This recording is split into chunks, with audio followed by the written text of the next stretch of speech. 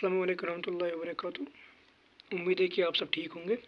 तो आज मैं आपके लिए एक वीडियो लाया हूँ जो कि नीट पॉइंट ऑफ व्यू से बहुत ही इम्पोर्टेंट है। तो एक पीवाईक्यू मैंने लाया है जो कि बहुत बारी पूछा गया है नीट के एग्ज़ाम में। तो एक क्वेश्चन दिखता तो लेकिन बहुत क्रिटिकल, लेकिन ये बहुत ही आसान है, ट्रिकी क्वेश्चन है। तो वो जिसको एक्चुअली जिसने अच्छे से बेसिक मैथ्स पढ़ा होगा और वेक्टर्स जिसने अच्छे से पढ़े होंगे तो वो इसे आराम से कर पाएगा। हमें कुछ नहीं बोला इस क्वेश्चन में, इस क्वेश्चन में हमें बोला है कि एक बॉडी जो है उसने 10 मीटर की डिस्टेंस की है एक स्ट्रेट लाइन में, तो उस पर एक फोर्स लग रहा है वो जिसका जो मैग्नीट्यूड है वो 5 न्यूटन है। तो ये बोल रहा है कि उसने वर्क डन जो किया है वो 25 जूल है। तो ये बोल रहा है हमें, एक तो एंगल बोल रहा है, एंगल क्या बनेगा उनके बीच में, और आप मुझे बोलिए कि मोशन ऑफ द डायरेक्शन क्या होगी। तो आपको मैं बोलूँ कि जिसने भी ये चैप्टर पढ़ा होगा, ये नीट में भी आता है क्वेश्चन और बोर्ड्स में भी आता है। ये फार्मूला आता है कभी कभी कि इस क्वेश्चन पे आते हैं, इस फार्मूला पे बहुत क्वेश्चन आते हैं बोर्ड में भी नीट में भी, लेकिन ये क्वेश्चन नीट में पूछा गया है। ये जो 11th का एक चैप्टर है वर्क एनर्जी पावर, तो इसमें ये क्वेश्चन पूछा गया है। तो आपको मैं बताऊँ कि जिसने भी ये चैप्टर पढ़ा होगा उसने तो एक फार्मूला पढ़ा होगा जो होता है कि फोर्स जो होता है F is equal to sorry work is equal to Fs cos theta. तो हमें तो इस क्वेश्चन में वर्क भी दिया है जो कि हमें हमारे पास 25 जूल है, क्योंकि जो वर्क का है वो एक टाइप की एनर्जी होती है तो उसको जूल में हम ले जाते हैं।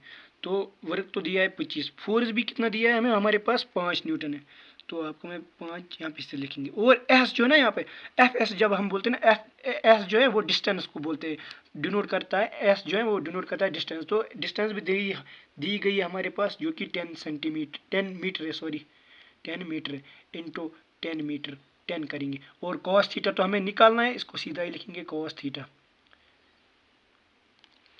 तो आपको मैं बताऊं कि जो 25 इज इक्वल टू 50 यहाँ पे, क्योंकि 5 10 50 कॉस थीटा। तो कॉस थीटा जो हमारा होगा ये आप देख सकते हैं, 25 divide by 50, 25 divide by 50 which is equal to 1/2, 1/2। और ये जो अब आ रहा है हमारे पास कॉस थीटा जो है वो यहाँ पे कितना आ रहा है 1/2, लेकिन हमें थीटा निकालना है। तो थीटा हमें निकालना है, तो आप देखिए कि आपने जो ट्रिगोनोमेट्री पढ़ी होगी बेसिक मैथ्स में, वहाँ पे जो कॉस का वैल्यू 1/2 कहाँ पे आता है, तो वहाँ पे कॉस 60 डिग्री 1/2 होता है। तो यहाँ पे मैं आपको लिख के रखता हूँ cos 60 degree is equal to 1/2। तो यही हम यहाँ पे ले गए, तो वो इसकी जगह हम कॉस थीटा के, हमें थीटा निकालना है, तो थीटा तो हमें पता है कि वो 60 डिग्री होता है, तो यहाँ पे हम सीधा लिखें थीटा जो है कॉस 60 डिग्री होता है 1/2, तो 1/2 हो जाएगा 60 डिग्री। तो 60 डिग्री हमें निकालना था। तो आपको देखा आपने कि ये कितना आसान क्वेश्चन था जो कि बहुत बार नीट में पूछा है, कम से कम 2-3 बार पूछा है।